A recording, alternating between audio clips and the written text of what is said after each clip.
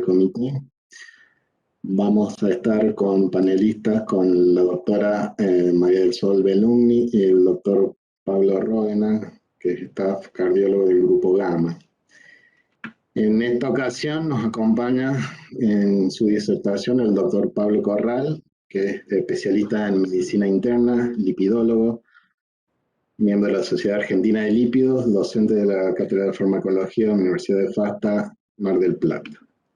Hoy vamos a ver un tema que es en la era post-COVID, inflamación y enfermedad vascular. ¿Qué opciones tenemos?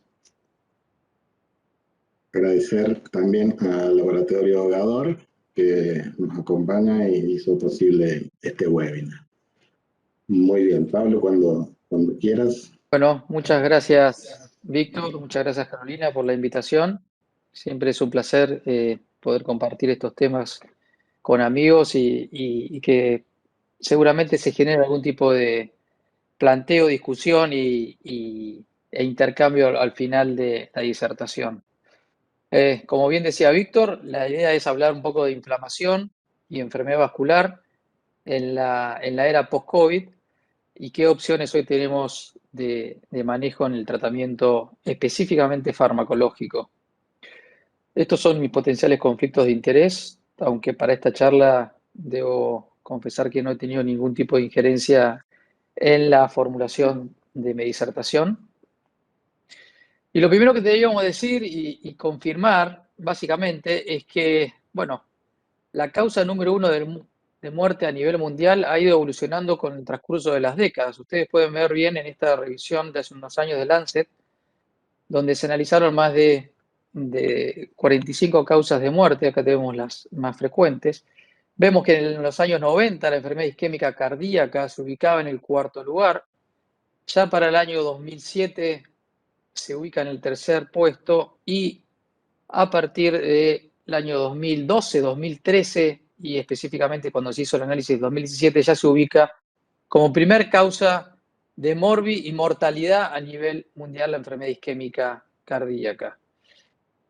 Cuando uno ve y analiza qué nos pasa a los argentinos, claramente eso no difiere. Nosotros tenemos como causa cardiovascular de muerte 1/3 de nuestros pacientes.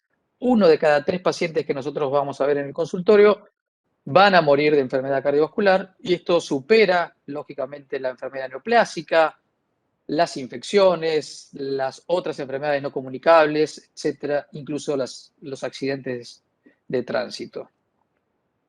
Y también cuando uno analiza y ve, bueno, ¿qué nos va a pasar en los próximos 10 o 15 años? Bueno, esto no va a cambiar. La causa isquémica cardíaca va a seguir siendo la causa número 1 de morbo y mortalidad a nivel mundial y en la Argentina, seguido de cerca por la enfermedad cerebrovascular isquémica también. Esto conlleva que la enfermedad aterosclerótica isquémica es y continuará siendo la causa número 1 de muerte a nivel mundial.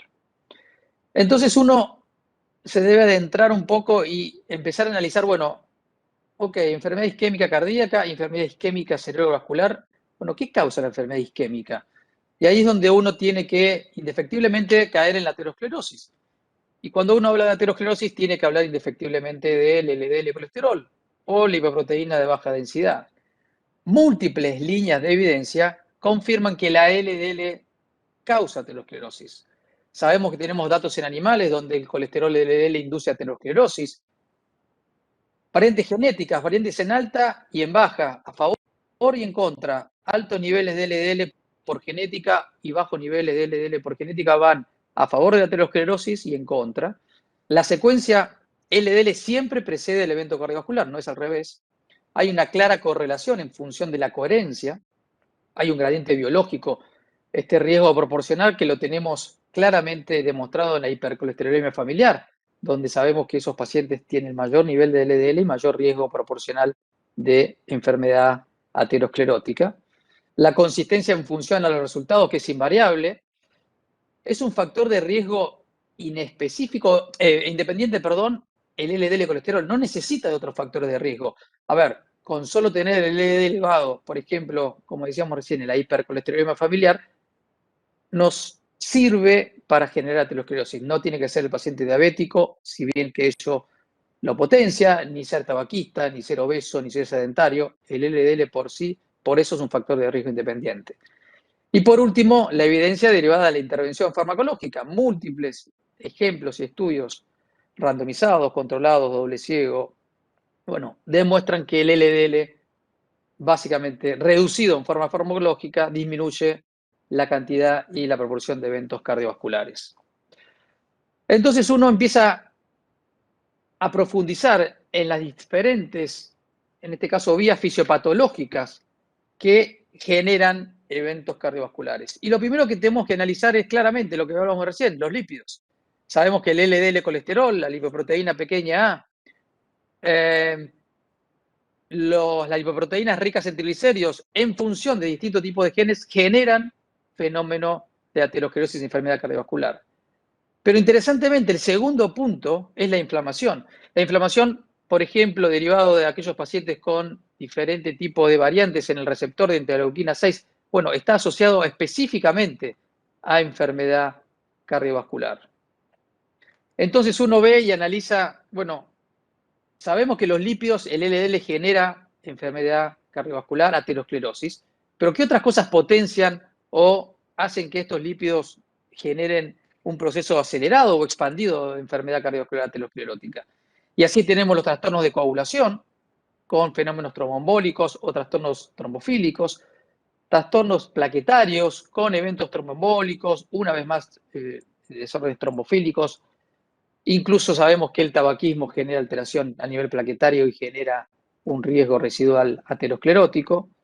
Y también aparece la inflamación específicamente en distintas formas y maneras. Tenemos enfermedades inflamatorias sistémicas, sin ir más lejos, el lupus eritematoso sistémico, la artritis reumatoidea, que son enfermedades que potencian el fenómeno aterosclerótico y por eso que se consideran enfermedades inflamatorias y que generan un fenómeno de aterosclerosis acelerado, manifestado, entre otras cosas, por el aumento de la PCR ultrasensible.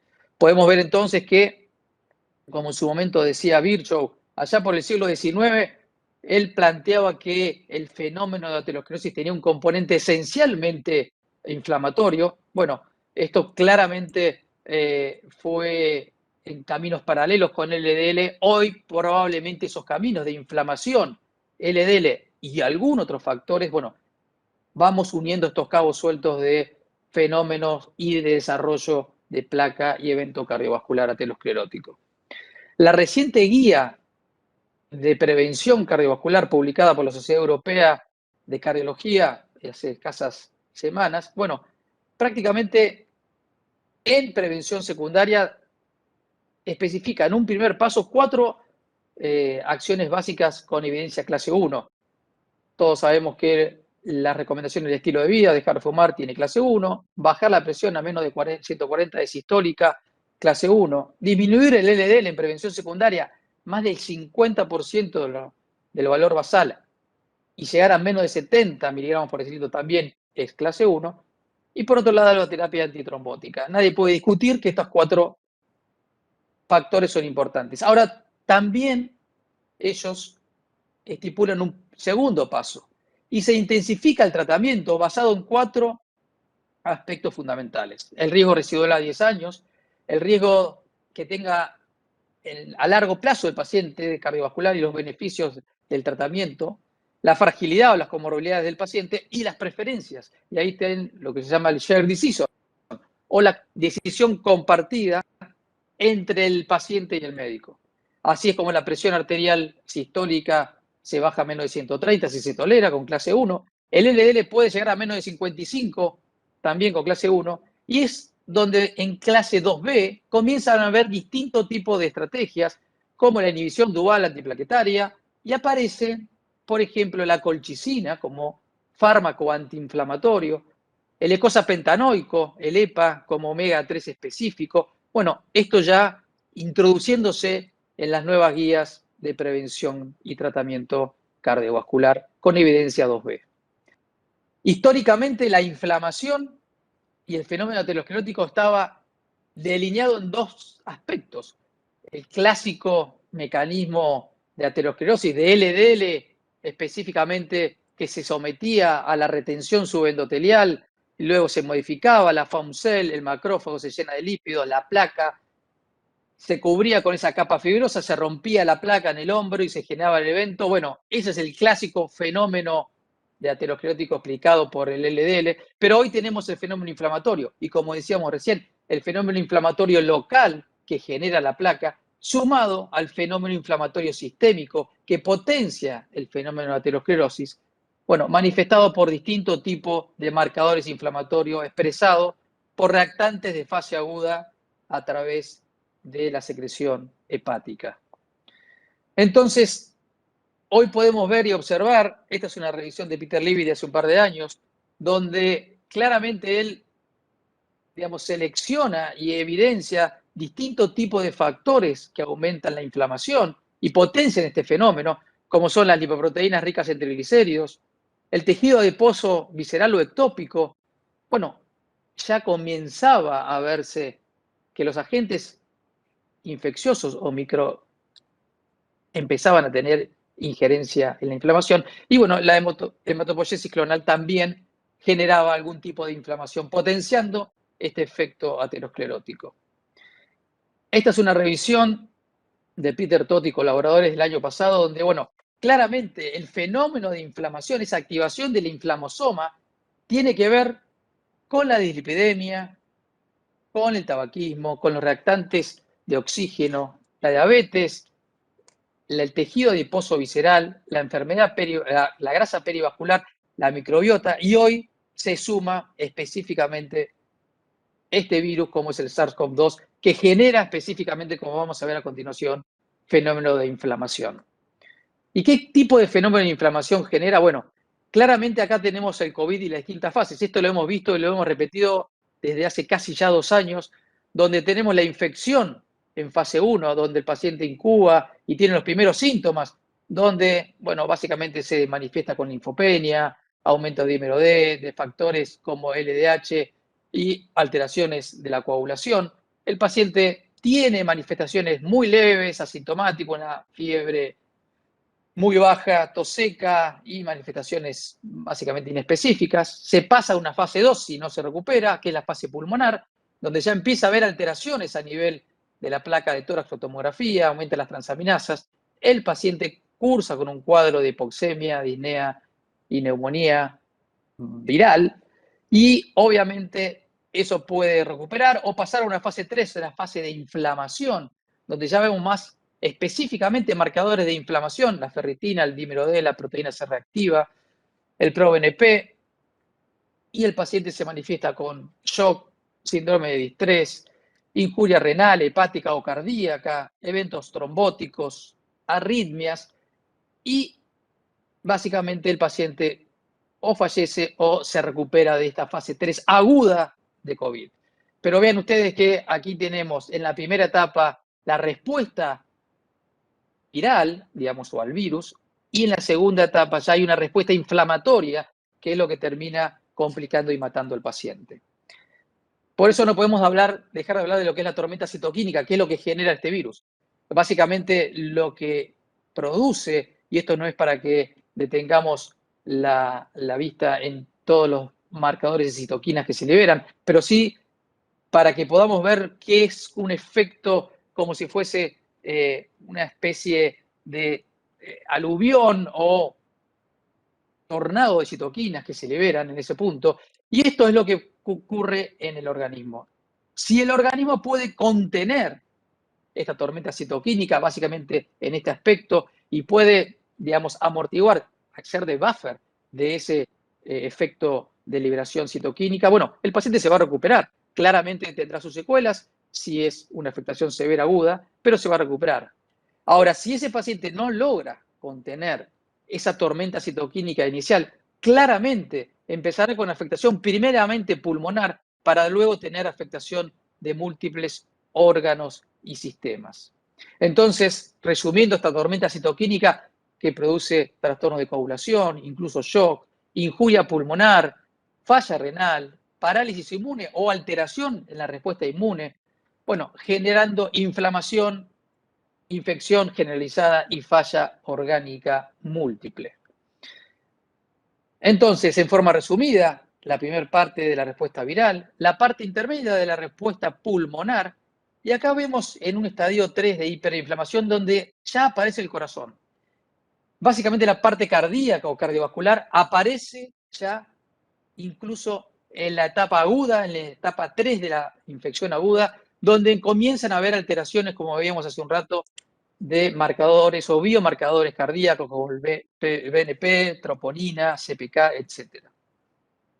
Y es donde empezamos a ver y a acuñar y a diferenciar lo que es el COVID agudo, donde la respuesta es al virus, y luego de estas 4 semanas comienza, digamos, lo que se denomina el síndrome de hiperinflamación posagudo, donde hay disfunción orgánica, hay una respuesta alterada inmune, existe incluso replicación viral continua, por eso esos pacientes hay que volverlos a testear para ver que negativicen, digamos, su replicación viral.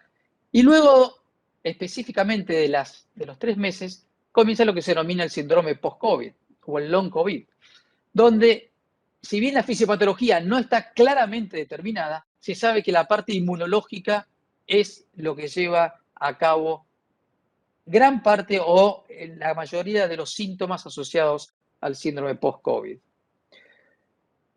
Metiéndonos específicamente en la parte cardiovascular, veamos bien, y esto tampoco es para que analicemos puntualmente cada uno de los mecanismos por los cuales se produce la injuria cardíaca o cardiovascular, pero vean ustedes que en distinto tipo, y acá yo se los he marcado, en distinto tipo de las etapas, básicamente en la injuria miocárdica o riesgo de infarto, riesgo de falla cardíaca o incluso de riesgo de aumento de arritmias, la parte inflamatoria con la inflamación vascular, la sistemática de la proinflamación, las citoquinas y los fenómenos proinflamatorios, bueno, están en el centro de la escena generando específicamente los trastornos vasculares y cardiovasculares que vamos a ver en el COVID prolongado, long COVID o post-COVID, según la clasificación que utilicemos. Esta es una revisión publicada en JACC en los últimos meses del 2020, donde se demuestra claramente que la trombosis venosa o arterial en pacientes internados en terapia intensiva casi un tercio, los eventos cardiovasculares mayores, miren, casi la mitad de los pacientes internados en terapia intensiva por COVID, incluso un tercio de los pacientes internados por COVID con síntomas de tromboembolismo venoso sintomático específicamente, al margen de que la mayoría tenían alto rango de tromboprofilaxis. Entonces, y resumiendo esta parte de la afectación aguda y no aguda o long COVID de la parte cardiovascular, sabemos que hasta la 4ª semana tenemos el periodo agudo y eso se manifiesta con miocarditis, falla cardíaca, hipertrofia del miocardio y enfermedad aterosclerótica de moderada a severa. Se asocia a shock cardiogénico, presencia de arritmias simples y complejas y específicamente enfermedad pericárdica con derrame pericárdico como pericarditis como manifestación más común a nivel del periodo agudo. Ya en el periodo de long COVID o post-COVID, la enfermedad coronaria aterosclerótica leve a moderada, la fibrosis miocárdica, los tipos de infarto tanto 1 como 2, el síndrome de Takotsubo claramente, la falla cardíaca crónica y la enfermedad arterial severa, bueno, son manifestaciones posteriores al fenómeno agudo de COVID, claramente delineados y claramente marcados por un fenómeno inflamatorio. Entonces, el COVID nos puede dañar cardíacamente en forma directa, con injuria miocárdica directa en la fase aguda, pero básicamente lo puede también dañar a través de la falla de múltiples órganos, principalmente la parte respiratoria, y finalmente el fenómeno de hiperinflamación, trastornos de la vía inflamatoria que generan específicamente el aumento de los biomarcadores o de injuria cardíaca, la presencia de arritmias, los síndromes coronarios agudos y la falla cardíaca con o sin preservación de la función.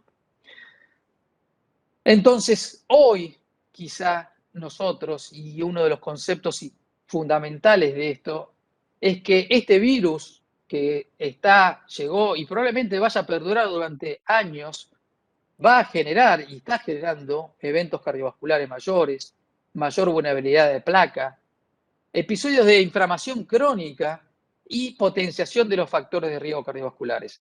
¿Qué significa esto? Que probablemente hoy nuestro paciente que va al consultorio, aparte de preguntarle si fuma, si es sedentario, si es obeso, si tiene antecedentes familiares, vamos a tener que preguntarle si tuvo COVID.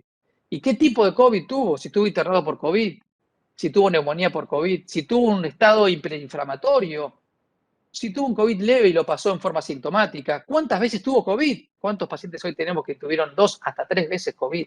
Bueno, claramente la infección por SARS-CoV-2 va a ser un factor a considerar en función del estado de riesgo que vamos a tener que evaluar en un futuro y actualmente en nuestros pacientes.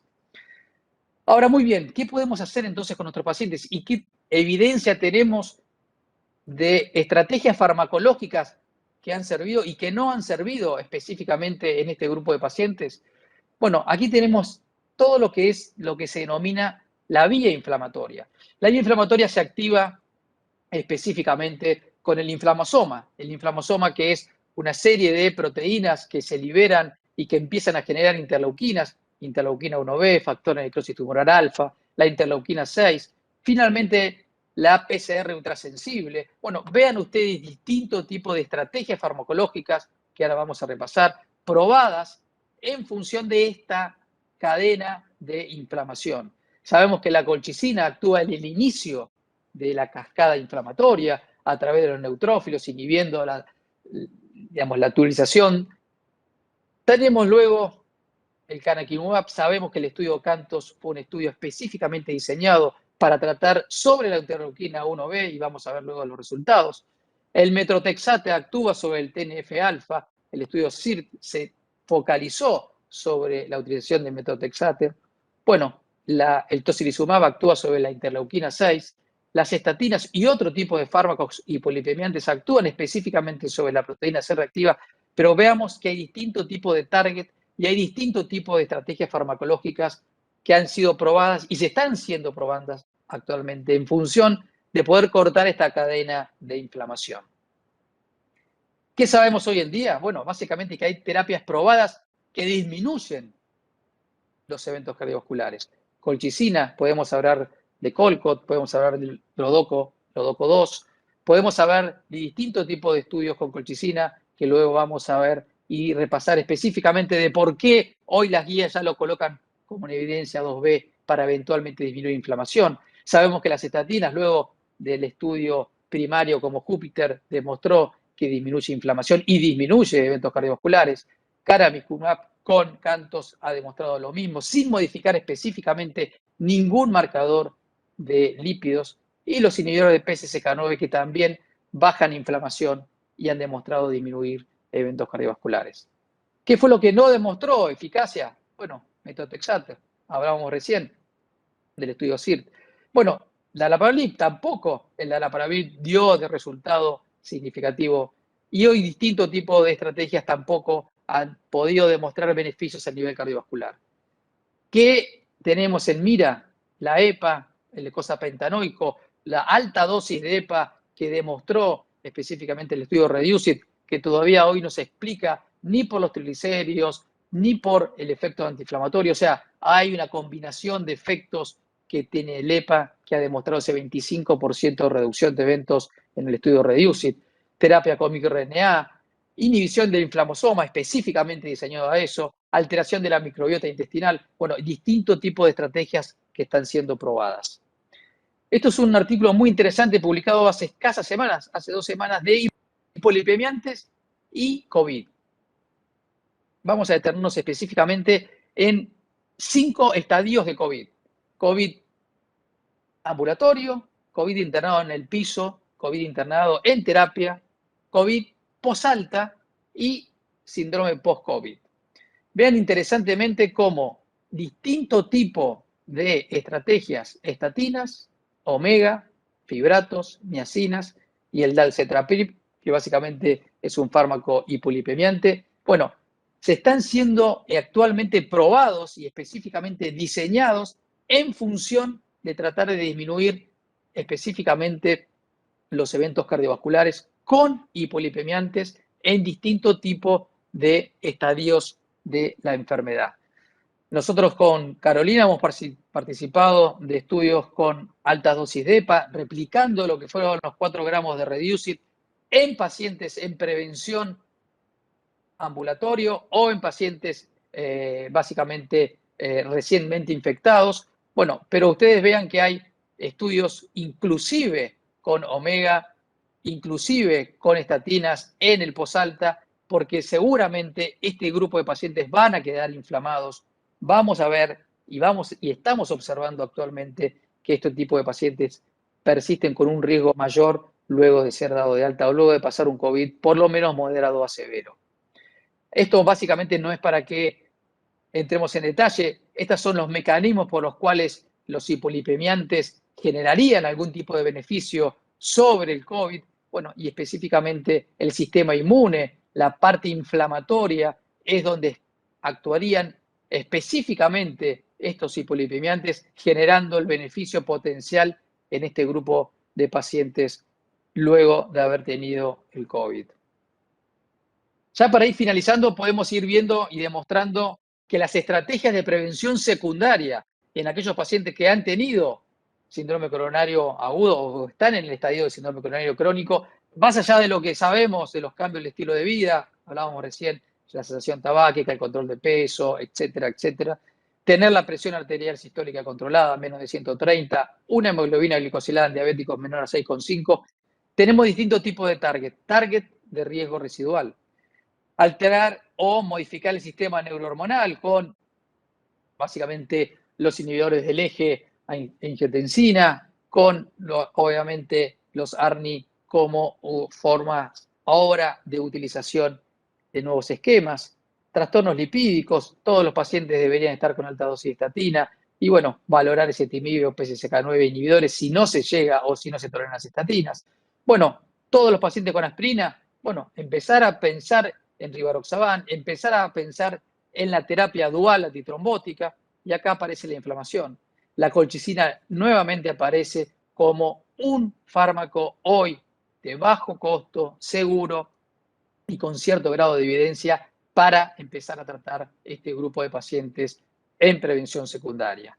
Claramente los agonistas de GLP-1 o los inhibidores de SGLT2 cada vez más demuestran beneficios a nivel cardiovascular, específicamente en pacientes en prevención secundaria con eventos ateroscleróticos, y claramente todo paciente hoy probablemente, más allá de la limitación del costo y el acceso, debería tener probablemente un inhibidor de SGLT2 o por lo menos un agonista de GLP-1. Para ir entonces concluyendo, sabemos que el COVID agudo es un incendio, nos incendia vascularmente, generando miocarditis, falla cardíaca aguda, síndrome coronario agudo, shock cardiogénico, arritmias simples y complejas, enfermedad pericárdica y eventos tromboembólicos, trombosis venosa y tromboembolismo de pulmón. Es, digamos, un incendio lo que genera específicamente en función de la inflamación en nuestro organismo. Ahora ese incendio pasa y nos quedan las brasas, nos queda el long COVID, nos queda el paciente inflamado, que si bien no está incendiado, pero bueno, no está apagado este incendio. Y ahí tenemos la enfermedad cardiovascular aterosclerótica, la fibrosis como secuela, los síndromes coronarios agudos que van a persistir porque el paciente va a seguir inflamado, el síndrome de Takotsubo, las arritmias y pacientes con dolor torácico persistente. Ustedes como cardiólogos lo verán también en su consultorio, pacientes que consultan porque luego de meses de haber tenido COVID, persiste con dolor torácico. Y uno lo estudia, le hace múltiples tipos de test y no existe una causa todavía demostrada de por qué o una causa demostrada de que el paciente sigue con dolor torácico. Para concluir específicamente, este riesgo residual que vamos a seguir observando a partir del COVID tiene que ver con tratar básicamente el riesgo residual trombótico con baja dosis de rivaroxaban en función del COMPASS, de Pegasus. El riesgo residual metabólico, hoy quizá evidenciado con el beneficio de utilizar altas dosis de EPA, de cosapentanoico, los inhibidores de SGLT2, los agonistas de GLP-1 o terapias emergentes, por ejemplo, para disminuir los niveles de lipoproteína pequeña A, que tiene un efecto protrombótico, pero también proinflamatorio. Y finalmente, lo que nos lleva a esta charla, que es el riesgo residual inflamatorio, básicamente con la evidencia del colco de colchicina, del cantos con el canakinumab y de las estatinas con el Júpiter. Para concluir, sabemos que la enfermedad vascular aterosclerótica es y seguirá siendo la principal causa de mortalidad a nivel mundial. También sabemos que la inflamación participa hoy y tiene un rol potenciador del efecto o del fenómeno de aterosclerosis. Hoy la infección por COVID-19 genera un fenómeno inflamatorio tanto agudo con sus consecuencias, pero también crónico y residual.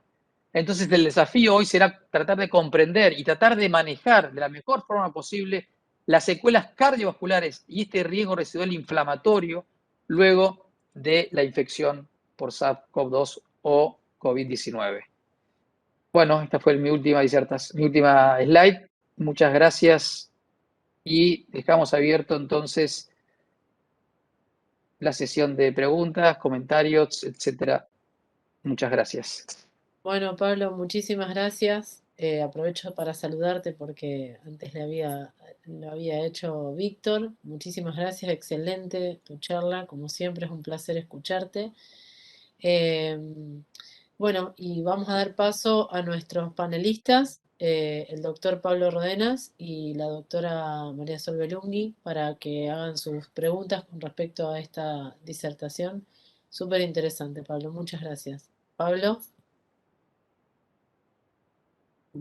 Bueno, buenas tardes. ¿Se escucha bien? ¿Me escuchan Sí, bien? perfecto. Sí, perfecto. Hola, hola. Felicitaciones a Pablo. Gracias, Carolina, por invitarme. Y una de las cosas que me encantó fue esta visión de la inflamación a partir de la infección viral.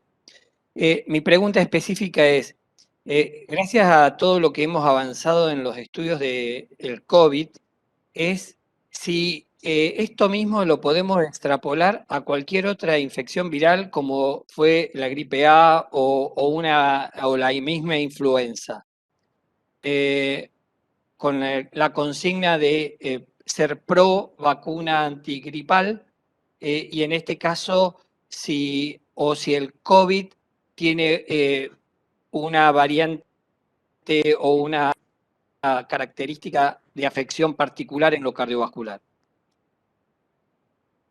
Gracias, Pablo. La pregunta es desafiante en función de varias cosas que se me ocurren contestarte. Claramente que la vacunación contra la gripe ha demostrado que disminuye eventos cardiovasculares. Y esto tiene que ver específicamente con, en parte, el fenómeno inflamatorio que puede llegar a generar una infección viral como la influenza, ¿no es cierto? Vos mencionás bien y tratar de hacer un paralelismo entre COVID-19 y su fenómeno inflamatorio, o si tiene algún tipo de predilección con lo cardiovascular. Yo creo, y esto es más una presunción que otra cosa, que la infección por COVID-19, el virus SARS-CoV-2 tiene un fenómeno inflamatorio mucho más marcado que otro tipo de virus. Y esto lo digo porque el único fármaco hoy que ha demostrado disminuir y mortalidad específicamente es la dexametasona. Entonces, la dexametasona también se probó en influenza, también se probó en H2N2, o sea, en distintos tipos de virus también se ha probado tratar de inhibir ese fenómeno inflamatorio con corticoides u otro tipo de antiinflamatorios y no se ha podido disminuir, digamos, básicamente eventos. Recovery Trial ha podido demostrar que la dexametasona, hoy ustedes saben que han tratado pacientes con COVID, con hipoxemia, necesitan y básicamente tienen que recibir dexametasona. Entonces me parece que si bien la infección viral, como decía Peter Levy, o la infección en general, porque el neumococo también, no siendo un virus, siendo una bacteria, y la prevención de la infección con la vacunación antineumocóxica también disminuye eventos, la infección en sí genera inflamación. La inflamación está asociada a los eventos cardiovasculares. Ahora, a tu pregunta puntual, Pablo, yo creo y me parece que este virus genera mucho más inflamación que otro tipo de virus y probablemente tenga esta inflamación algo efecto sobre la parte cardiovascular, porque así está demostrado que los eventos embólicos o tromboembólicos y las arritmias y todo lo que genera este tipo de virus tiene cierto grado de predilección por lo cardíaco y lo vascular. Gracias, muy buena. Excelente, muchas De acuerdo. gracias. Perdón, Sol, antes de darte la palabra, quería leer algunas preguntas del panel y del chat. Está el doctor Perna, el doctor Eduardo Perna, nuestro presidente, haciendo una muy buena consulta. Te la leo textualmente, Pablo. Primero te felicita por la presentación y teniendo en cuenta el concepto de rol en riesgo de enfermedad aterosclerótica en pacientes con COVID. En tu opinión, ¿hay algún grupo al cual le indicarías estatinas después de cursar la enfermedad? ¿Deberíamos buscarlo? Me parece que es muy buena la forma de mirar el paciente post-COVID. Sí, la verdad, bueno, gracias Eduardo por tu pregunta. La verdad que claramente me parece que hay un metaanálisis de estatinas y COVID, claramente es un metaanálisis de estudios observacionales, no hay todavía estudios randomizados y controlados donde se demuestra beneficio de la utilización de estatinas en pacientes con COVID en distintos tipos de estadios. Me parece que, yo creo que el paciente que sale de una internación por un COVID severo es un paciente para mirarlo con lupa, es un paciente que va a tener un riesgo cardiovascular elevado, claramente eso está demostrado. Me parece que la utilización de estatinas es una herramienta más y creo que habría que buscar, y yo hago la pregunta al revés, digamos, ¿a quién no le daríamos estatinas en este contexto? Me parece que van a ser muchos más los pacientes que van a estar beneficiados si le damos estatinas a los que le privamos del potencial beneficio de darle estatina. No solamente por el efecto sobre el LDL de colesterol, sabemos de los denominados efectos periotrópicos. A mí mucho no me gusta hablar de efectos periotrópicos porque queda en una bolsa de gatos que nadie puede explicar bien, pero sí sabemos que tiene efecto antiinflamatorio. Entonces, el efecto antiinflamatorio de las estatinas en un paciente que ha estado bajo un estrés múltiple orgánico inflamatorio, me parece que, como bien plantea Eduardo, es una estrategia para no dejar pasar y me parece que habría que, como decía recién, tratar de determinar a quién no habría que darle el potencial beneficio de utilizar estatinas en un post-COVID severo.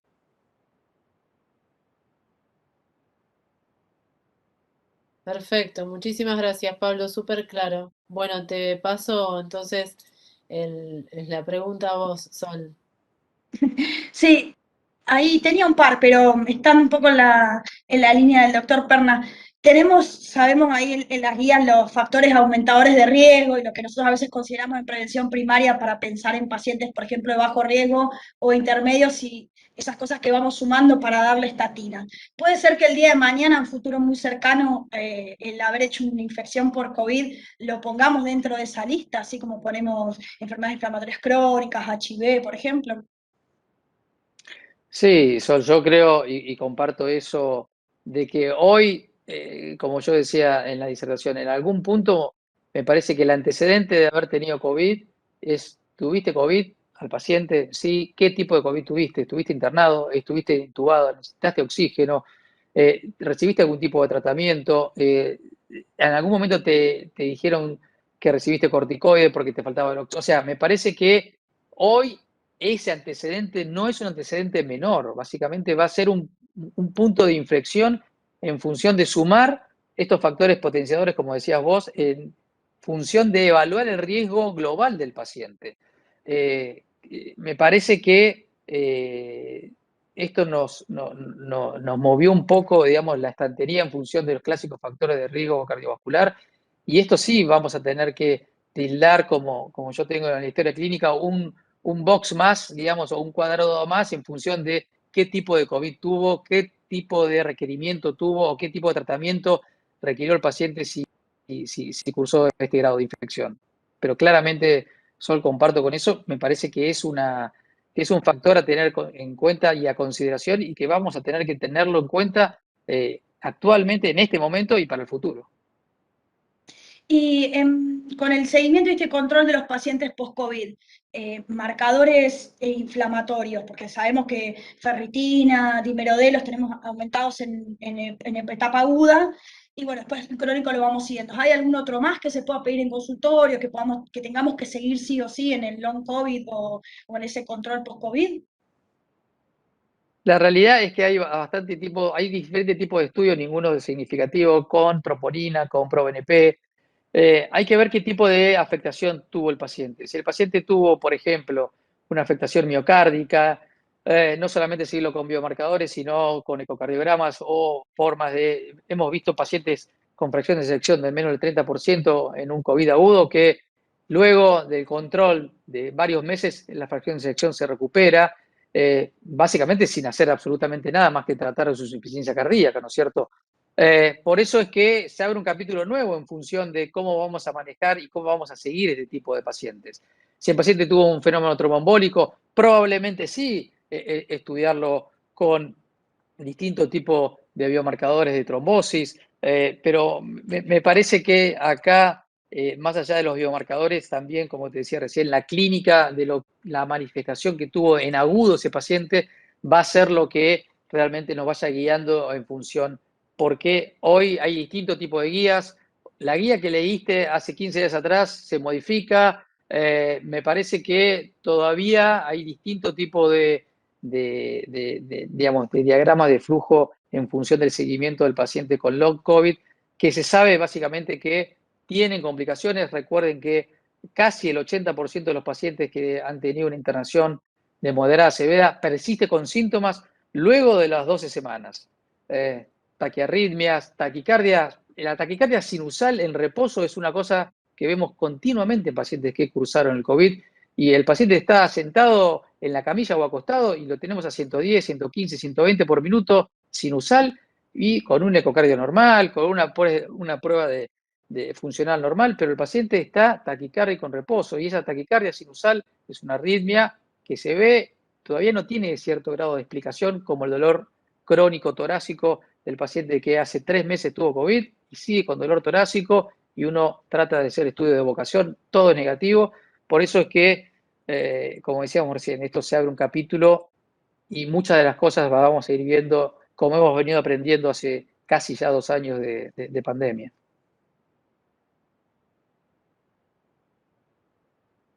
Muchísimas gracias, Pablo. Muchísimas gracias, Sol. Muy clara tu respuesta. Yo tengo una última pregunta y es respecto a esta inflamación o este escenario inflamatorio. También se han visto muchos casos nuevos o disparadores de hipertensión arterial que a veces uno los trata y remiten en 3, 6 meses. Si nosotros mejoramos, digamos, los factores no farmacológicos como hacer bajar de peso al paciente y que camine más. Parecería haber algo de disfunción endotelial en este escenario que puede traer aparejado estos cuadros de nuevos diagnósticos de hipertensión arterial en pacientes post-COVID y sobre todo en edades intermedias. Sí, es así, claro, como vos bien describís. Es otro gran incógnita y otro, pero me parece que la disfunción endotelial en función de la inflamación tiene que ver con la dirección de óxido nítrico y todos los mecanismos, digamos, reguladores que genera que uno tenga una homeostasis en su tensión arterial, que se ven alterados claramente en el paciente post-COVID. Recordemos también todo lo que genera el COVID en sí mismo, no la inflamación, sobre el sistema renina-angiotensina-aldosterona, ¿no? Acuérdense que utiliza el receptor de ACE para introducirse a las células, todo lo que se ha discutido en su momento sobre qué hacer con, yo me acuerdo hace 1 año y medio, ni bien empezaba esto, que había que suspenderle los IECA o suspenderle los ARA2 porque el virus utilizaba, recuerden eso a principios de marzo, abril del 2020, esa locura de decir, bueno, ¿qué pasa con los pacientes que tenían ARA2 o IECA? Me parece que también el sistema renina-angiotensina se ve alterado en ese punto, el desequilibrio, pero la función endotelial, como vos bien decís, y tratar de causar al paciente para que trate de, entre comillas, volver a esa homeostasis de endotelio y todo lo que es ese órgano, porque el endotelio es un órgano productor de múltiples sustancias, bueno, de ese homeostasis, ese equilibrio, por lo menos en función del control de la tensión arterial. Bueno, muchas gracias, Pablo. Víctor, no sé si querés hacer alguna otra pregunta o querés que vayamos cerrando. En honor al tiempo, sí, Una podríamos felicitación. acá del panel de José Gómez, Lo felicita Pablo por la ponencia y dice, ¿qué esquema se podría considerar con EPA en ambulatorios y a qué rol le quedó a la ivermectina en este contexto? Que mucho se habló también. Bueno, vamos por la parte fácil. Ivermectina 0. Yo creo que el ejemplo de ivermectina es el efecto más, o el ejemplo más tétrico de lo fraudulento. O sea, cuando uno analiza los estudios de ivermectina, salvo el estudio de Corrientes que fue ejemplificador y que ha demostrado realmente que se puede hacer ciencia en Argentina y ha demostrado que la ivermectina no tiene rol en ese grupo de pacientes, los estudios de Egipto, distintos tipos de estudios a nivel de otro tipo de país, inclusive Brasil, bueno, han demostrado que la ivermectina no tiene ningún tipo de rol, ni en la prevención ni en el tratamiento del COVID hoy por hoy. El impulso que han hecho y la fuerza que han hecho distintos tipos de organizaciones para tratar de imponer un fármaco que no tiene hoy ningún tipo de evidencia, o sí tiene evidencia, pero en contra de la utilización, bueno, ha sido creo que el ejemplo más lastimoso en función de la investigación clínica a nivel mundial, pero a su vez se ha podido demostrar, como bien decía yo, acá en Argentina, con un gran estudio de alto nivel académico. Con respecto a EPA, lamentablemente nosotros en Argentina no tenemos EPA puro. El EPA puro de alcanzar esos 4 gramos del Reducit, no tenemos hoy formulaciones, si bien tenemos formulaciones de combinación de cosapentanoico y docosahexanoico. Hay 2 o 3 formulaciones que, si bien no llegan a esa dosis de EPA, bueno, tienen altas dosis de la combinación de omega. Queda también por ver que hay algún tipo de sospecha que el contrarregulador del EPA, el DHA, digamos, podría tener algún efecto contrario al EPA y por eso explicaría que el Reducit, que fue EPA puro, fue beneficioso, el Strange, que fue EPA y DHA, fue negativo. Es una discusión que no tiene fin porque los comparadores o el placebo no fueron similares, pero tenemos un estudio muy positivo con EPA y un estudio negativo con EPA y DHA. Entonces, hoy lamentablemente no tenemos acceso en Argentina a las dosis que se utilizaron en Reducit, a EPA puro en 4 gramos, que sería lo ideal para tratar de utilizar en algún subgrupo de pacientes o inflamados o con hipertrigliceridemia o diabéticos, digamos, como fue el subgrupo analizado en Reducit. Bueno, excelente, Pablo. Caro, para cerrar, no sé si alguno de los panelistas, alguna otra pregunta.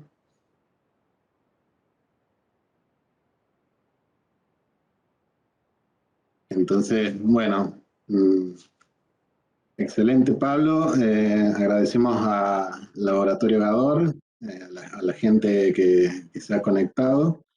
Y bueno, los esperamos el próximo 18 de noviembre con otra webinar con el tema de cardiometabolismo. Muchas gracias a todos. Muchas gracias. Hasta luego. Hasta luego, gracias Pablo.